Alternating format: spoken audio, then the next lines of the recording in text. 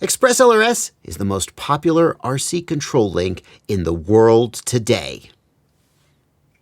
That's probably not true. It's probably Spectrum or Futaba. But if you're watching this video, it's because you're thinking about using ExpressLRS, probably because you're an FPV drone pilot. And I would say that ExpressLRS probably is the most popular RC control link in the world of FPV drones. But here's the thing, ExpressLRS is so complicated. There is such a big learning curve. It seems like it's so difficult to use that it makes you wonder why the hell it's so popular. That's what we're going to get into in this video today. We're going to introduce you to ExpressLRS and try and slide you on into those choppy waters as smoothly as possible, get you up to speed as easily as possible. I'm Joshua Bardwell. You're going to learn something today.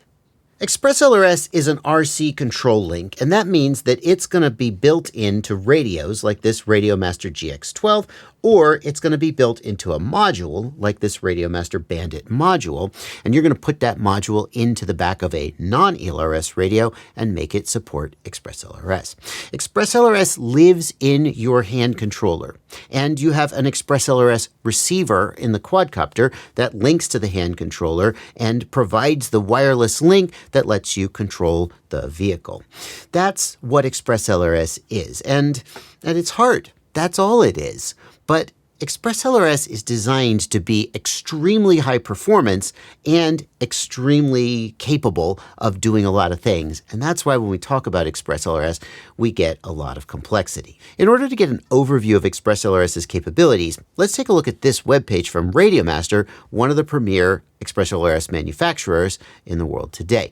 And this is the external modules page. And what I want you to see is that there are three main external modules available for ExpressLRS. There is the Ranger, the Bandit, and the Nomad.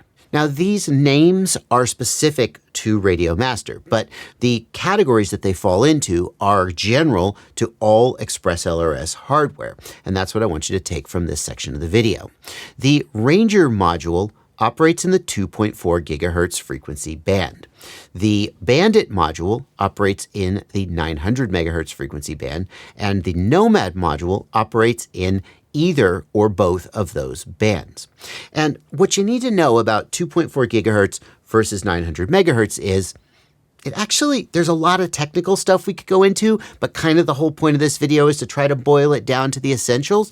What you need to know is that 2.4 GHz has smaller antennas. Here is a 2.4 GHz ExpressLRS antenna, and here is a 900 MHz ExpressLRS antenna, and you can see the 900 MHz one is larger. For the technically inclined among you, that's because 900 MHz is a lower frequency and a longer wavelength, therefore it needs a bigger antenna.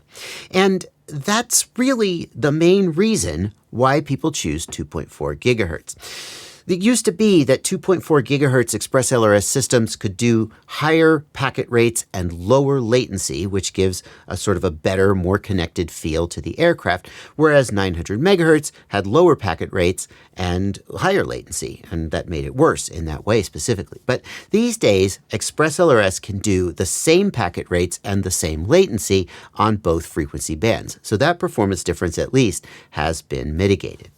The reason why people choose 900 MHz today is that the lower frequency and longer wavelength gives better range and penetration. The analogy I like to use is that when your neighbor is playing music really loud, do you hear the bass or do you hear the treble coming through the walls? You hear the bass. Just like the audio, the lower frequency RF waves will penetrate through obstacles better and go further, all else being equal, than the higher frequency.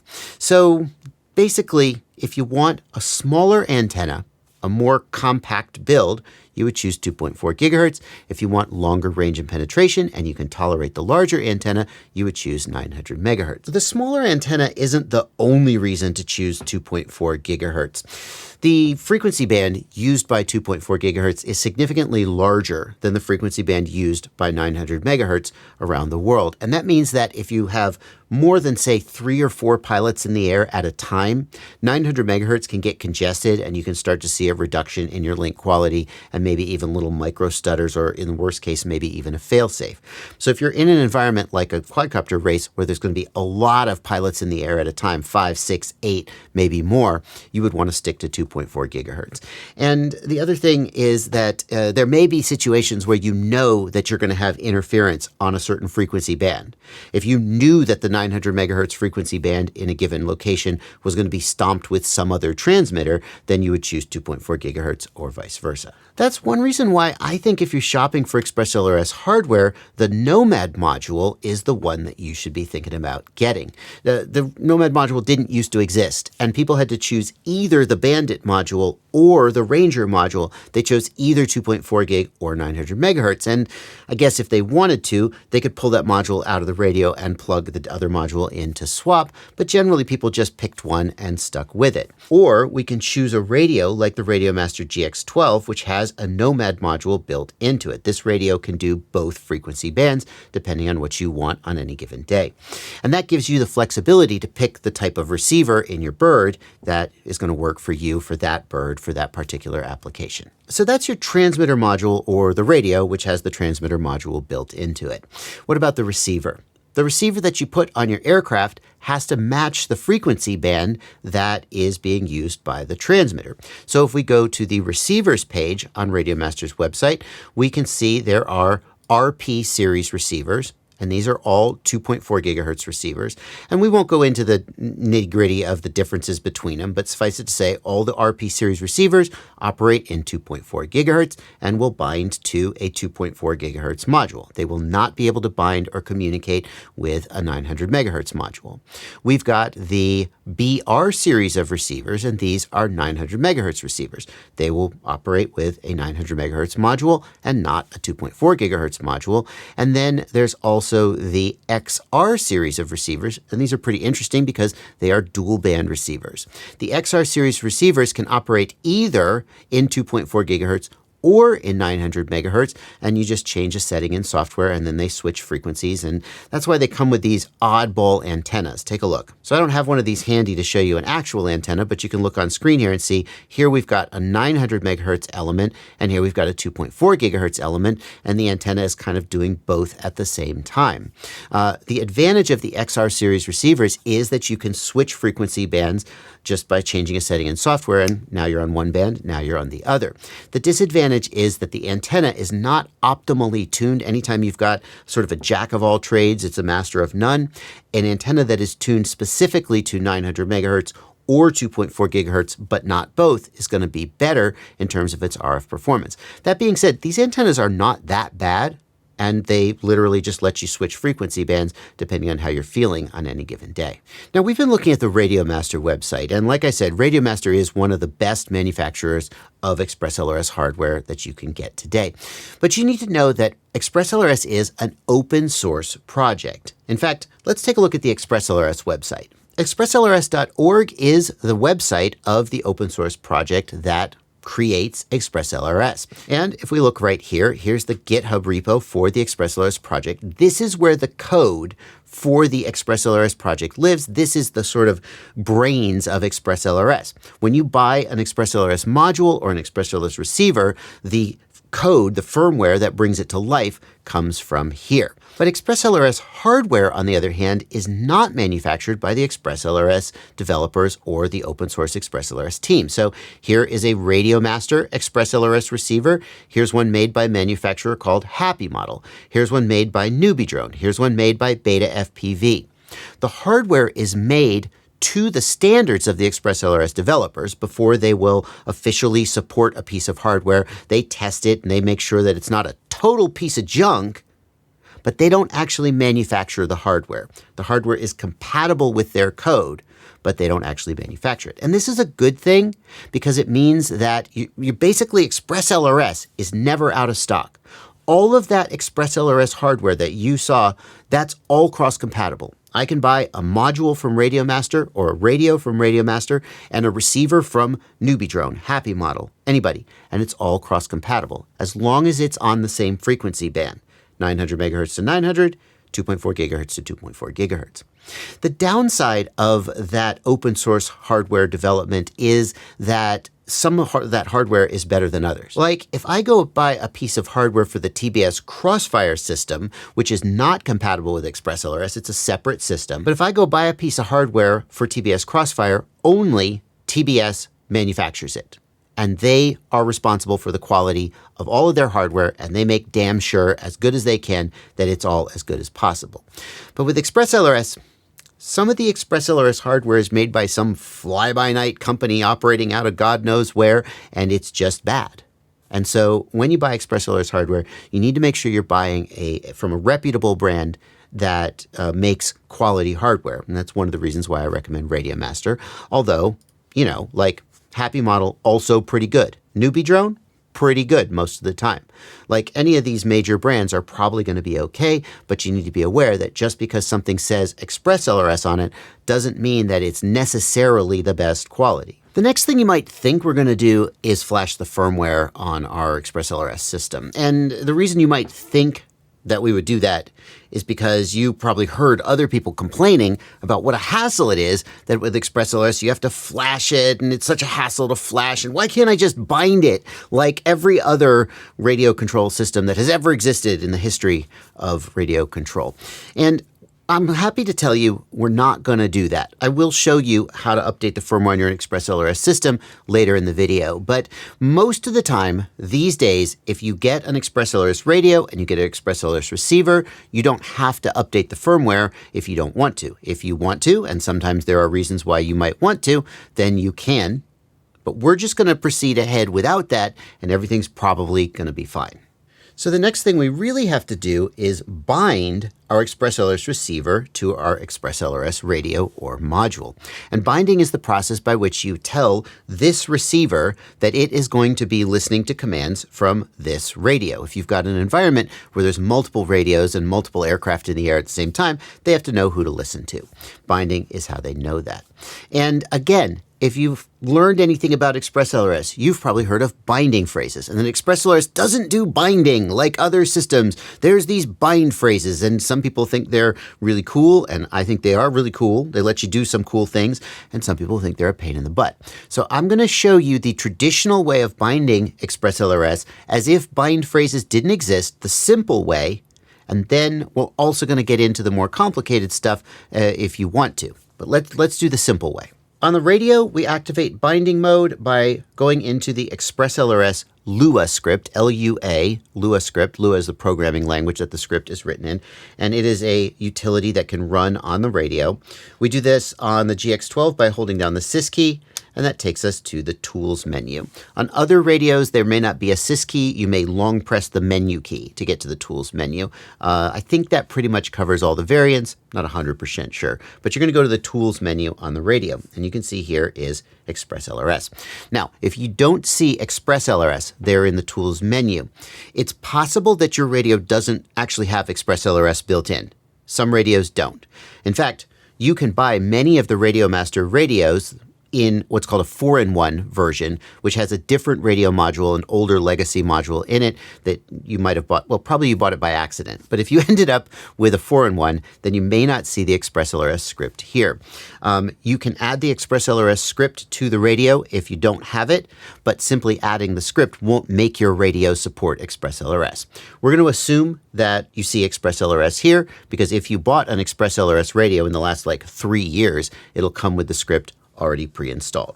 So then we're going to click the jog wheel to enter the script, and the next thing we'll see is that this screen will populate.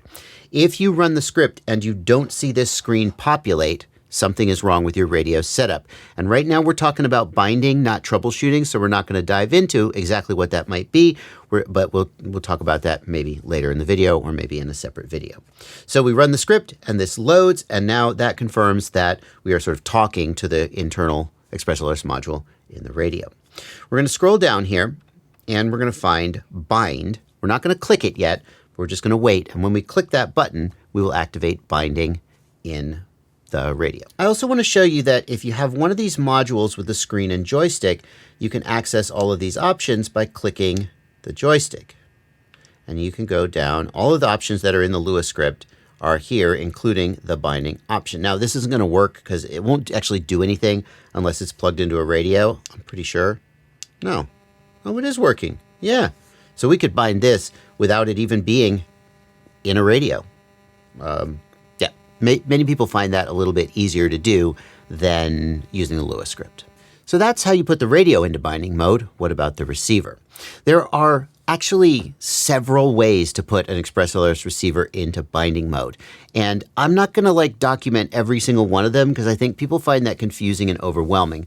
I'm going to show you the simple ones that I usually use. And the simplest one is what's called the 3-plug binding method. Now, you're probably thinking if you've got a receiver, the way to put it into binding mode is to press a bind button on the receiver. For historical reasons, ExpressLRS receivers actually didn't use a bind button for a long time. They do now, but many receivers are still not shipping with firmware that acknowledges the existence of the bind button. So the bind button is not actually the default way that people put ExpressLRS receivers into binding mode. What they do instead, this is kind of cool. It's in some ways better than a bind button. Yeah, keep telling yourself that. This is my receiver right here. And you can see that if I plug in USB, the receiver powers up from USB. Not all receivers are going to power up from USB on all flight controllers, so you might need to plug a battery in instead. But to put the receiver into bind mode, I'm going to plug in USB, and just when I see the very first flash of the LED, I'm going to unplug it again. What I want to do is power cycle the receiver 3 times. It needs to boot up enough that it realizes it's alive, but then if I wait too long, it breaks the sequence. It's not as complicated as it sounds. Take a look. I go 1, 2, 3. And you see after that third time, now we have blink, blink, blink, blink, blink, blink. We have a double blink. That indicates the receiver is in binding mode. It's kind of cool that you can do this because if you've got a receiver that's buried inside a quadcopter or buried inside an airplane and the bind button is not accessible, you can put it into binding mode without ever reaching in to touch it. Having done that, I am now going to hit bind on the radio, and actually it's not going to work. And the reason for that is, do you see that the receiver LED is no longer going blink, blink, blink, blink? It's going blinkety, blinkety, blinkety, blinkety, blink. What that tells us is that the receiver has gone into Wi-Fi mode. The ExpressLRS modules and receivers can broadcast a Wi-Fi network. You can connect to that Wi-Fi network, log into the receiver using a web browser on your phone or laptop, and do things to it. And that's kind of cool, but it also is sometimes a little annoying. What happens is that after a minute of being powered up and not connected to a radio, the receiver will go into Wi-Fi mode, and then we have to put it into binding mode again. I just took too long explaining this to you, and it did that. It's also worth keeping that in mind because if you plug your quadcopter in and your controller is powered down, and then it takes you more than a minute to turn your controller on, the receiver will go into Wi-Fi mode and then it won't connect, and you'll be like, what the hell? And then you'll have to power cycle. So always have your controller turned on first, and be aware that after a minute of no connectivity, the receiver goes into Wi-Fi mode. You just power cycle it to take it out. So here we go. I'll do it all again in one go. 1, 2, 3. Blink, blink, blink, blink. We're in bind mode. Here's bind right here. Bind, binding, and telemetry recovered. What I want to see, I hear telemetry recovered. What I want to see is a solid LED on the receiver, and I want to see a C in the upper right-hand corner here, and I don't want to see any errors or warnings popping up here. I just want to see this say the name of my module. There are various things that could cause it to connect but then still have a problem, and if that was the case, we'd see a warning pop up here. All of those things indicate that we are bound and everything has gone smoothly. Now that we've got the receiver bound, I want to take you through some of the options in the ExpressLRS script to show you how to get the best performance out of the ExpressLRS system. And the first option that we're going to discuss is the packet rate. This can be one of the more confusing things about ExpressLRS, but it's really essential to getting the best performance out of the system, and it's not as complicated as I think it can sound. We can get a full description of all of the different packet rates that ExpressLRS supports here at the ExpressLRS website, which, by the way, has amazing documentation. If you'd rather read instead of listen to me tell you things, I highly recommend it. The gist of it is, though, that lower packet rates have longer range and higher latency, and higher packet rates have shorter range and lower latency. So for example, a racer might prefer the F1000 or the F500 packet rate, which run at 500 Hertz or 1000 Hertz and give about, I think it's like 3 or 4 milliseconds of latency. I'm not 100% sure about the exact latency numbers. Whereas a long-range pilot who doesn't care as much about latency because they're flying high up in the sky, so they don't really have any obstacles that they need to respond to at the last minute, they might fly at 50 hertz to get the maximum range. That's the gist of it. There's more to it. Like, what's the difference between F500 and D500? Oh, or what about K1000 versus F1000? Oh, we don't need to go into all of that now. This is not the video for that.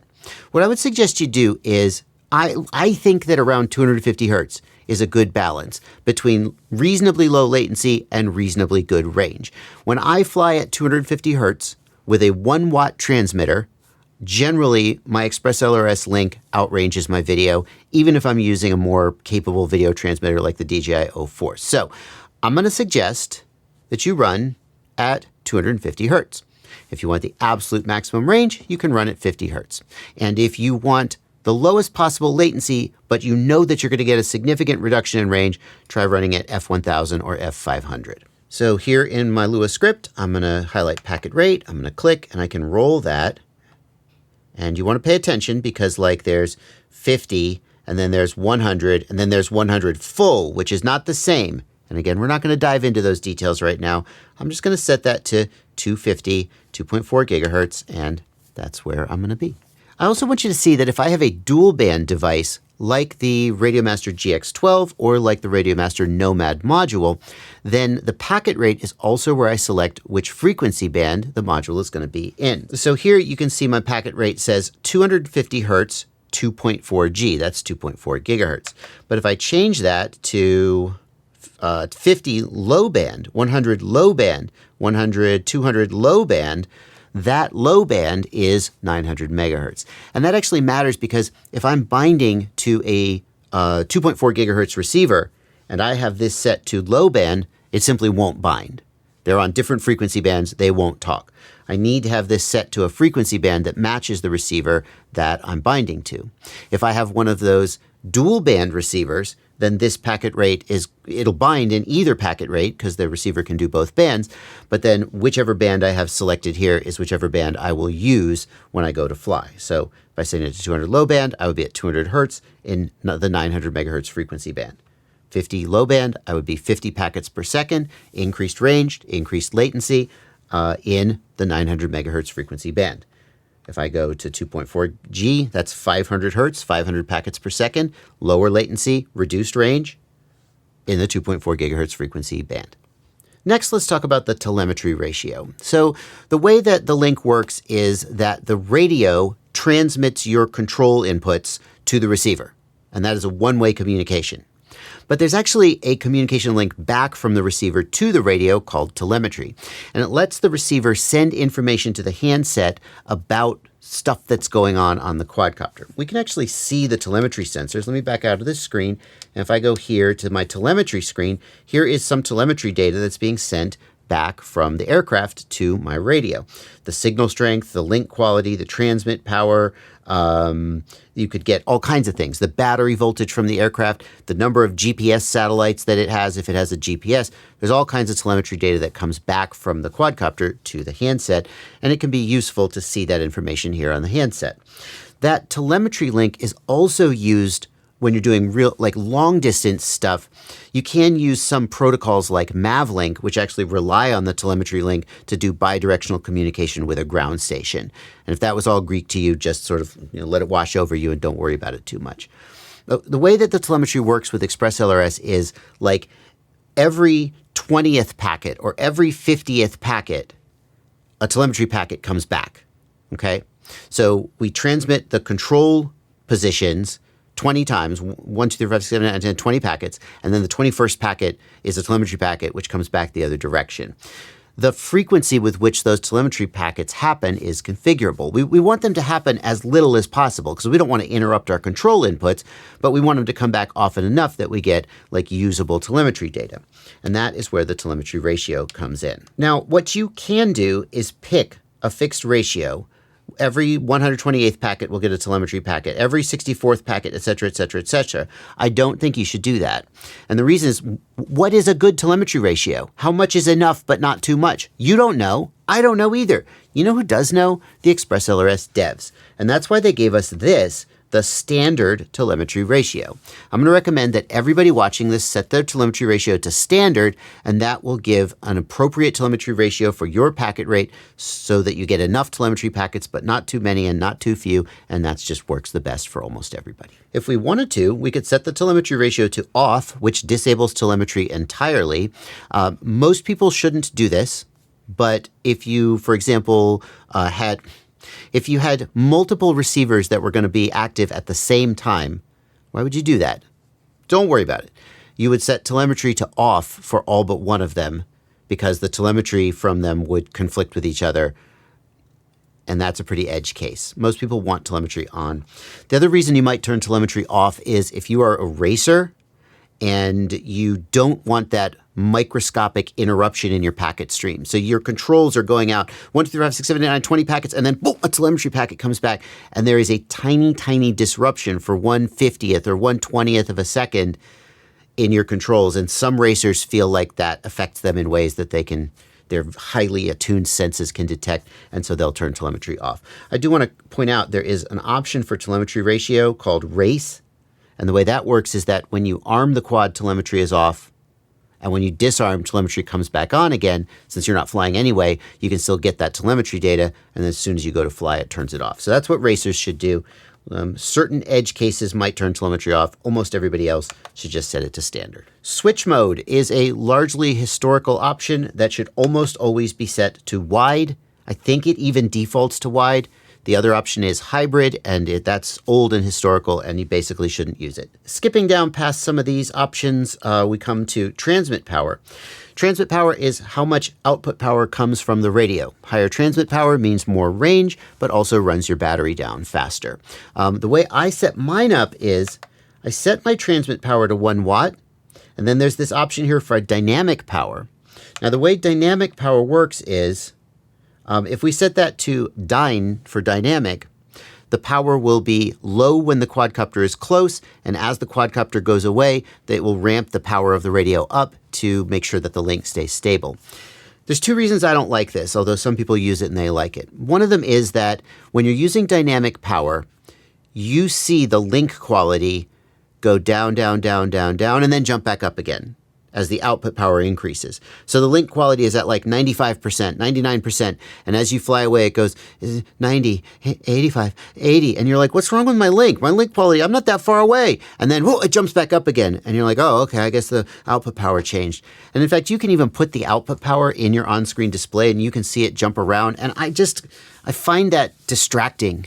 I would rather just run at full power all the time and have my link be great all the time and degrade in a predictable way. That's the thing. If I see my link quality dropping, do I care? Is dynamic power going to jump in and save me or not? Am I already at max power? I don't want to have to think about that. I just want to see my link quality and know my link is good. So the other thing you can do, and this is a little bit more of an advanced feature, you can actually tie the dynamic power to an aux channel. And what that'll do is, if we go to my telemetry screen, you can see right now my transmit power is 10 milliwatts. But then if I flip my arm switch, it goes up to 1 watt. And that's kind of cool. I'll make my fan kick on. That's why I don't do that when I'm shooting videos. That's kind of cool because when you arm, you go to full power. When you disarm, you go to low power. Although there is also a problem with that, which is that if I crash far, far away and disarm, I may fail-safe my link because my link now goes down to 10 milliwatts. That's not usually a situation I find myself in, so this is something that works for me, but it might not be something that everybody would want to do. Now it's time to talk about updating the firmware on your ExpressLRS devices. And one reason you might want to do this is that there's a bug fix or a new feature that you want to get. Or maybe you just always like being on the latest. You just want to be on the cutting edge. The other reason to update firmware on your ExpressLRS devices is that sometimes there are options that you can bake into the firmware and baking those options into the firmware and flashing the firmware to the hardware may be easier than going into the menu on the hardware and changing the options. Well, specifically, the option we're talking about there is the bind phrase, which we will get to a little bit later in this video. If you want to flash the firmware to your ExpressLRS devices, one way to go about it is to use this app. This app is called ExpressLRS Configurator. It is an app that I'm going to put a link to where you can download it in the video description below. But I'm actually not going to recommend that you run this app because it's not that there's anything wrong with it. It's just that there is a web-based configurator, and this doesn't require you to install an app on your computer. It can be run on your phone. If you're out in the field, it can be run on any operating system with a web browser pretty much. I think the ExpressLRS web flasher is the way that most people should be going. I also think it has a friendlier interface. So we're going to go to the ExpressLRS web flasher. Again, I'll put a link in the video description below. And in case you're thinking, hey, what if I don't have internet access? You can also just download it. See right here, install ExpressLRS web flasher. You can download it and install it as an app that runs on your computer. Would you like to pin it to your taskbar? Yes, here it is. It's pinned to my taskbar. It's an app. I can access it offline. And it's so much easier than downloading an installer and going through all that nonsense. So let's flash the firmware on our transmitter. Okay, I'm going to click transmitter here, and then I need to pick my firmware version, and generally you're going to pick the latest one. That's why you're flashing, probably. We're going to pick our vendor, and our vendor is Radiomaster. And we're going to pick our frequency. And in this case, the GX12 is a dual 2.4/900 transmitter. And then we're going to pick our hardware target. And here we can see there are two choices there. One is the GX12 and one is the Nomad. Most of the time, you're going to get through these options just by knowing the name of your hardware. Sometimes you may not be able to find your exact hardware in this list, and we will talk about ways that you might get around that when we talk about flashing a receiver. But for now, let's just pick the Radiomaster GX12 and then hit Next. On the next page, we can set some of the transmitter options that are going to be baked into the firmware. Baking these options into the firmware, well, it's just convenient because it means after you flash, you don't have to go into the webui or the Lua script to change the options. They're just already set for you. It can also be helpful if you're setting up a lot of hardware. Like, let's say I'm running a college program or a drone racing league, and I've got 20 GX12s that I need to set up. I could do that by putting the options here and baking them in the firmware, and then when I flash the radio, they'll just already be set up exactly how they need to be. However, I want to point out that most of these options, most people aren't going to mess with. Like, I guess the region, if I'm in the FCC versus the European region, I could set that to LBT for the European region, and then choose my frequency band here. This is stuff that only applies to 900 megahertz radios like the GX12. If you've got a 2.4 gigahertz radio, the region and so forth, I think it's a global band and it doesn't even matter. But fine, I'll pick my region as FCC because I'm in the United States, and I'll pick FCC 915 as my frequency band. We're not going to worry about the Wi-Fi SSID and password. That's a feature that we'll talk about another time or maybe not at all. And the bind phrase. So let's talk about the bind phrase. The way that ExpressLRS handles binding is via a bind phrase. Think of a bind phrase like, kind of like a Wi-Fi network name, but don't over-extrapolate it because with Wi-Fi, we've got encryption and we've got security, and ExpressLRS, the bind phrase isn't really like encryption or security. The bind phrase is just a way of knowing that this controller goes with this receiver. And the way it works is that when a controller and a receiver have the same bind phrase, they are bound. In fact, when we did our binding via the 3-plug method, 1, 2, 3, and we activated bind on the controller, what actually happened was that a bind phrase that was on the controller got pushed to the receiver. We never saw it or touched it, but that's what happened. Well, we can push that bind phrase from the controller to the receiver, or we can just manually type it in. We can just manually type it in here, and it will be remembered. If you didn't ever set a bind phrase on your radio, which if you just bought a radio from the internet, it came and you bound it, they come from the factory with the default bind phrase. It's just a random bind phrase, and you may never know what it actually is. But when you bind receivers to the radio, they're getting the bind phrase from the radio. What I like to do is I like to come up with a bind phrase for all of my devices. I put that bind phrase in my radio, and then whenever I bind to my receivers, they get the same bind phrase. The advantage of this compared to just binding with the random hardware identifier that comes in the radio from the factory. When I get a new radio, I just put the bind phrase in the radio, and then voila, Activity alarm. it's already bound to all of my receivers, and I don't have to go through and manually bind them. It's so worth it. If you've ever bought a new radio and had to go through and rebind all of your freaking receivers on 20 birds or however many you have, bind phrases are a freaking lifesaver. So if you have a bind phrase in mind, you're going to put it in here. If you don't have a bind phrase in mind, you don't put it in here and you just leave it blank, and it will stay at whatever it was previously assigned. The last thing we need to do after setting the options is decide how we are going to get this firmware onto the radio. And the one that I think you should think the least about is EdgeTX pass-through. The idea here is that we're going to plug USB into the radio, and we're going to connect the radio to a USB port on our computer, and then we're going to flash via that USB plug. This sounds like the one that should work the easiest, because like you just plug in USB, how hard could it be? But there are often little quirks and driver issues that mean that this doesn't work. And when it does work, it goes really smoothly. And when it doesn't work, it's kind of a pain in the butt to figure out why it doesn't work. And I steer people away from it. If you want to try it, more power to you. But we're going to stay away from EdgeTX pass-through. We can do local download, which just downloads a file, and then it's up to us to figure out how to get it onto the radio. I'll show you a workaround for that in this video. And the one that I like to do is called Wi-Fi. So here's how the Wi-Fi method works. In the radio, I'm going to go down to Wi-Fi connectivity, and I'm going to enable Wi-Fi. That is going to turn on a Wi-Fi network in the radio that connects to the ExpressLRS system. Here we go. Enable Wi-Fi. Enter Wi-Fi update. Yes. Wi-Fi running.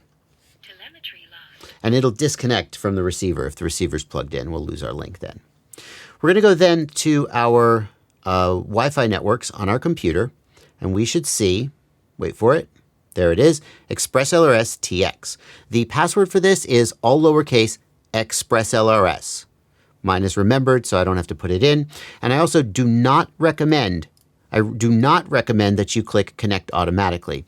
And the reason I say that is if you enable that, then anytime anyone puts an ExpressLRS transmitter into Wi-Fi mode in your vicinity, you'll connect to that Wi-Fi network, and your internet will stop working. Once we connect here, the internet's going to stop working unless you have multiple Wi-Fi adapters or something. So don't enable connect automatic. We're going to connect to the ExpressLRS Wi-Fi network. And when we do that, a web browser may pop up, and it may even automatically go to the website 10.0.0.1. That is the IP address of your Wi-Fi network inside your ExpressLRS system.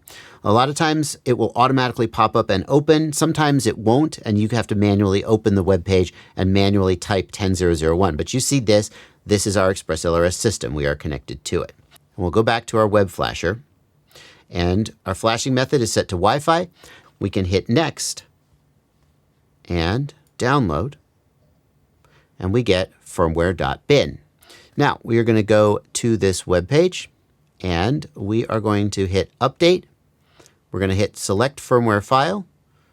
We're going to go to our downloads. We're going to find that firmware.bin file and open, and it'll upload it and flash it. To me, this is the method that most often works.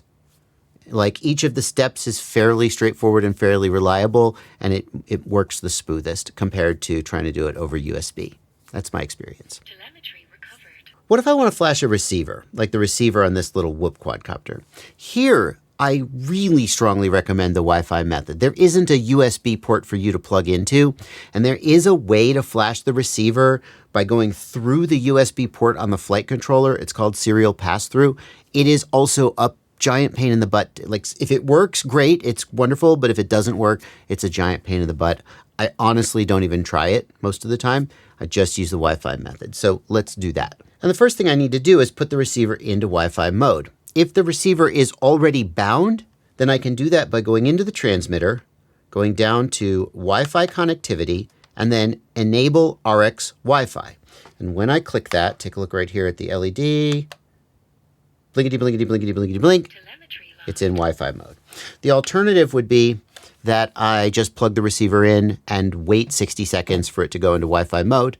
It's a little more annoying, but it does work. Once the receiver is in Wi-Fi mode, I can connect to the, wait for it, there it is, ExpressLRS RX Wi-Fi network. Once again, I do not recommend that you connect automatically. So I'm going to connect. Again, the password is all lowercase ExpressLRS. And again, I'm going to have to manually type 10.0.0.1 here in the address bar. Yours may automatically open and automatically connect. Now that the page has loaded, I want you to take a look right here where it says generic ESP8285 2.4 GHz RX. This is the firmware that is currently on this receiver. And sometimes this is helpful because like if you don't know what the target name is for your receiver, you can get it here.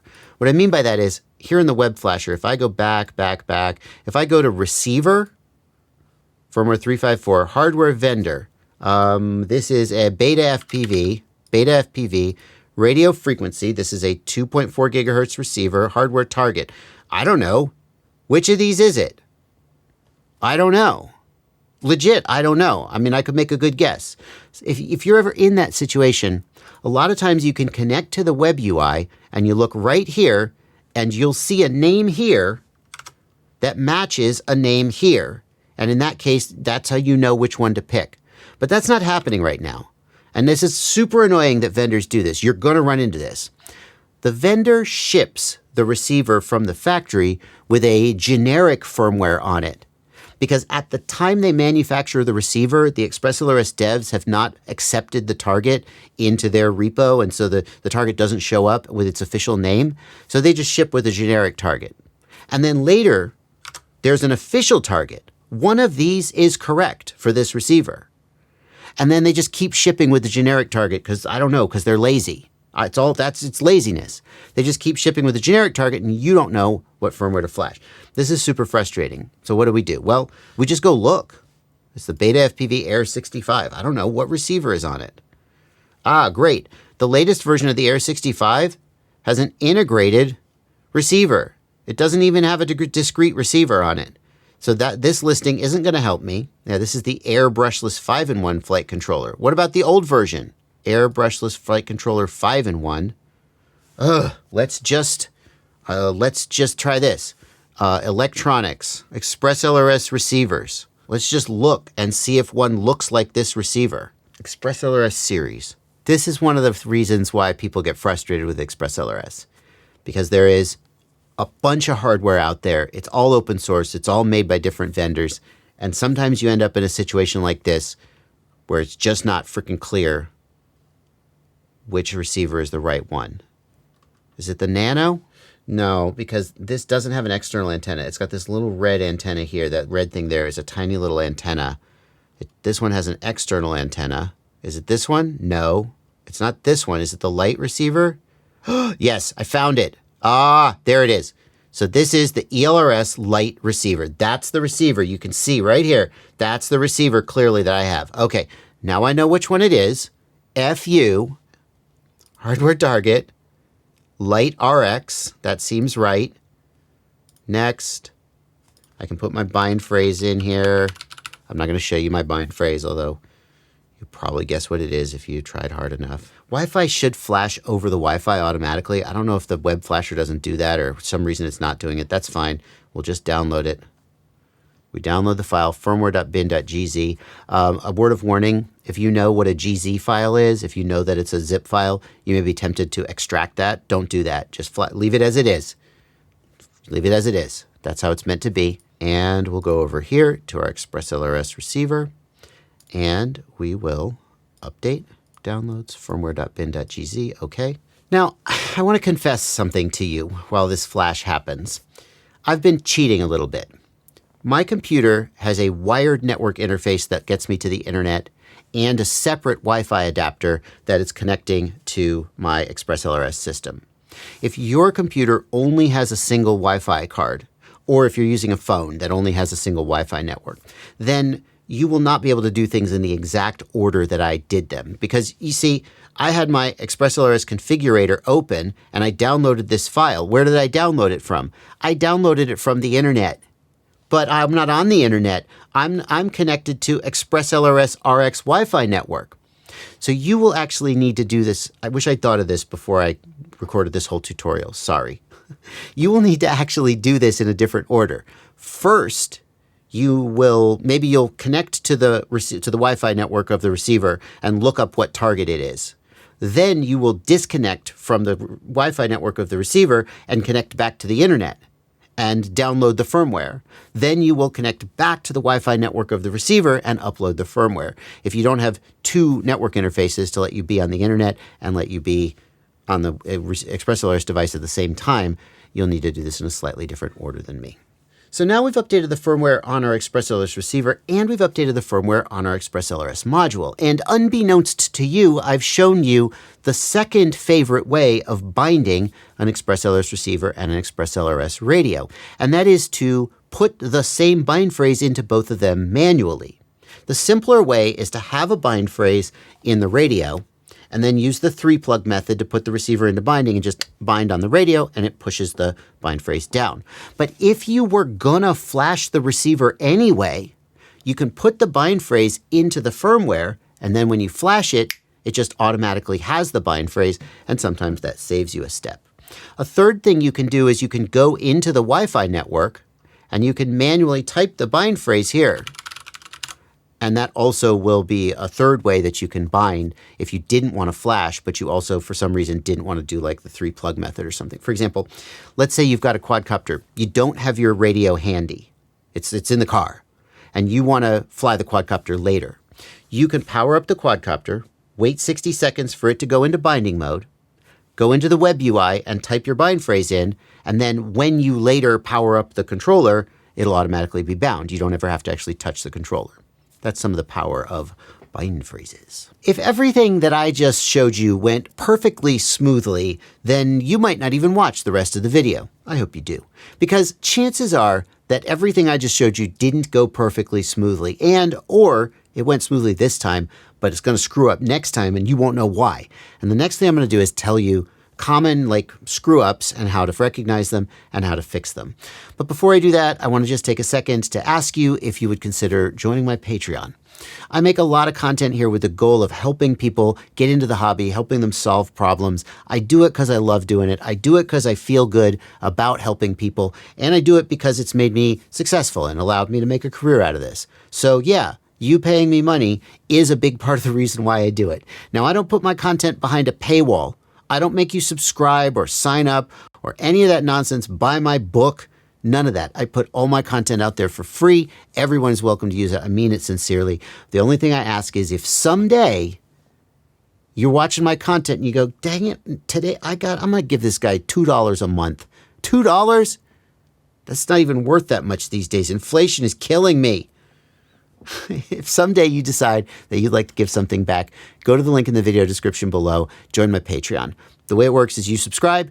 Every month, they take a little bit of money out of your credit card, they give it to me. Could be as little as $2, could be more. Just think about how much you think I'm worth, how much the value you get out of my content. Whenever that day comes, click that link. Maybe it's today. Maybe it's not. I'll see you there one way or the other. The link will be down there. It would sure mean a lot if you think about it. It would sure mean a lot if you do it. On with the video. Now let's go through some troubleshooting of what might have gone wrong if everything in the previous steps didn't go as smoothly for you as it did for me. And the first thing that might have happened is when you went to your tools menu, you didn't see the ExpressLRS script up here. As I mentioned before, there's a fair chance that means that you don't have an ExpressLRS radio, that you have a 4-in-1 radio, although frankly, I think a lot of the non-ExpressLRS radios are still shipping with the ExpressLRS script on them because they know you might be using an aftermarket ExpressLRS module. But if you don't see the ExpressLRS script here, or if when you run the ExpressLRS script, you get this message: no ExpressLRS. Enable a Crossfire internal or external module in module setup. If module is internal, blah, blah, blah, blah, blah. That's trying to tell you that your radio is set up incorrectly. On older versions of the script, you just got the loading screen of the script, and it just sat there loading, and not actually loading in the parts of the script. If any of that goes wrong, then the first thing to do is to verify that you actually have an ExpressLRS radio. And one way to do that is to just go look at your receipt from when you bought the product. Like here you can see for the Radiomaster Pocket, there's an ELRS version and there's a CC2500 version. If you bought the CC2500 version, it doesn't bind to an ExpressLRS receiver. It binds to other kinds of receivers that you don't have probably. You probably bought it by mistake. You probably meant to buy the ExpressLRS version, and you can either try to return it. That's probably a dead end. Or you can go buy an aftermarket module like the Nomad module, and you could put it on the back of the radio.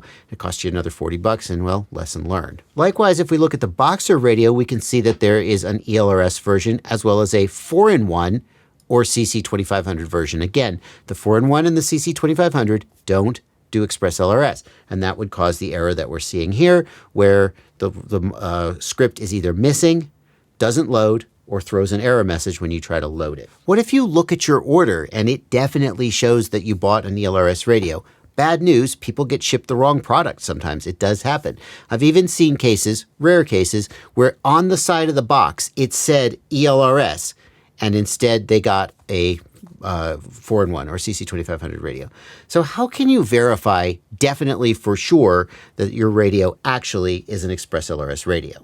That's harder to do than you think, because nowhere on this radio is it actually marked for sure which model is in it.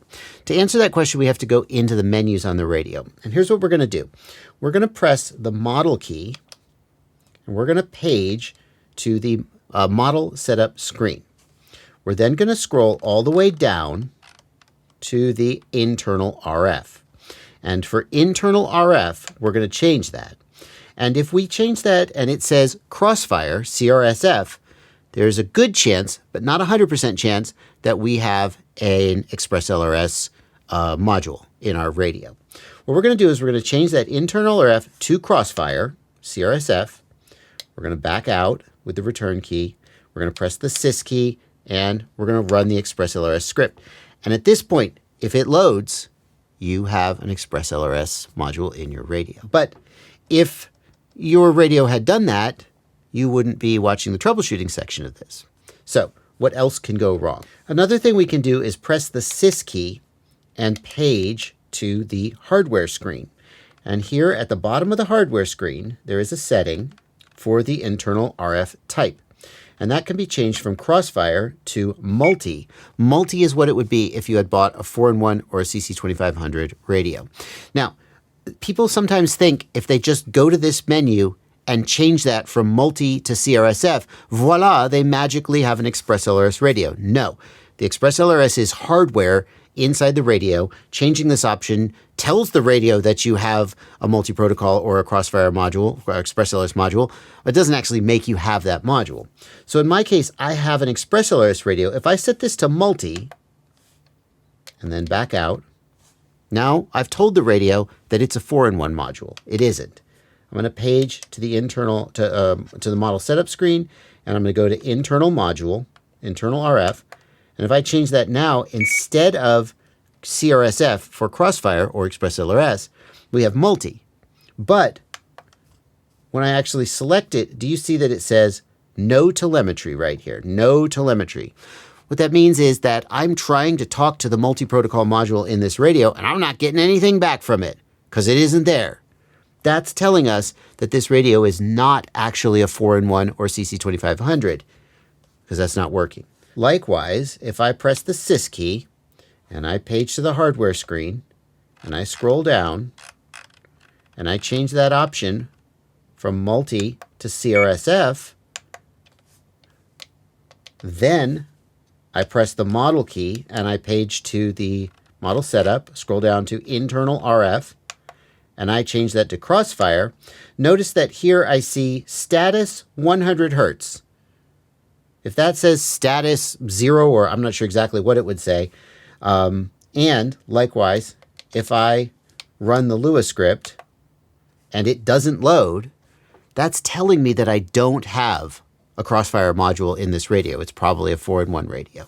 So I point that out because I've seen too many cases where people didn't have the module. They thought they bought an ExpressLRS radio, but they didn't. And then they're really confused about how to actually verify that they have what they thought they had. It can be really confusing because if you buy a 4-in-1 radio and then you update the firmware, when you update the firmware, it usually defaults the firmware to Crossfire as the internal module. So it looks to all the world. You didn't change that option. It looks to all the world like you've got a ExpressLRS radio. But if the script doesn't load, and if you have internal RF set to Crossfire, you probably don't have an internal Crossfire or ExpressLRS module in your radio. So the fix is to buy a new radio or buy an external module to go in the back of the radio. I want to press the sys key and go to the hardware screen again, because there's an option there that you should change to get the best performance out of your system. Here, the baud rate. It's right below the internal RF type. You want that baud rate set as high as it can go. The highest value it can possibly go is 5.25 megabaud, and modern radios pretty much all support 5.25 megabaud. If you have an older radio, like an old QX7 or a Taranis X9D, or maybe some radios that are slightly newer than that, when you set the baud rate too high, you will get errors in the model setup screen. Or when you try to load the Lua script, instead of loading smoothly, the script will kind of go, and it'll be super slow and laggy. If you have an older radio, you may want to reduce that baud rate down. You'll just knock it down a notch until you get no errors here in the screen. Internal RF, yeah. You get no errors. See, 100 hertz, 100 hertz. We're just holding on at 100 hertz. Good for us. Well, mostly it's twitching a little. You get no errors there, and the script loads smoothly, and everything seems good. But modern radios, newer radios, you set them all to 5.25 megabaud. And what that does is, again, sys key, page to the hardware screen, scroll down. What that does is it reduces the latency of the link inside the radio. In the hardware screen, we've got an option for sampling, and the choices are normal or 1-bit. Everyone should leave that at normal, unless you have one of the old QX7 radios that needed the inverter mod done. If you have an old QX7 radio, this may all sort of not work until you change the sampling from normal to 1-bit. I'm pretty sure that the QX7 is the only radio affected by this, and many people out there watching this probably don't even remember the venerable QX7, a very popular and successful radio back in the day. But that's what that's for. What if you go to the Tools menu and you don't see the ExpressLRS script at all? That means the Lua script, the physical file itself, is not on your radio's SD card. You need to download it and install it. Here's how to do that. First, we're going to go to the ExpressLRS web flasher, and once you select a firmware version, you have this button here to download the ELRS Lua script. We'll do that, and we'll get this full file, elrsv3.lua. Next, we'll plug USB into the USB port on the radio, and a menu will pop up asking you to choose what type of USB connection it is. Here in the menu, we will select USB storage, and then a portable drive or removable drive should appear here on our computer. This is the SD card in your radio. We're going to go into Scripts, and we're going to go into Tools, and there you will not see elrsv3.lua. What you will have is nothing, presumably, and you will take that ELRS v3 Lua file that you downloaded, you drag it over there, and you'll copy it to your SD card. And when you have done that, then if you press the sys key, we'll have to disconnect USB first. There we go. If you press the sys key, you should see ExpressLRS in the Tools menu.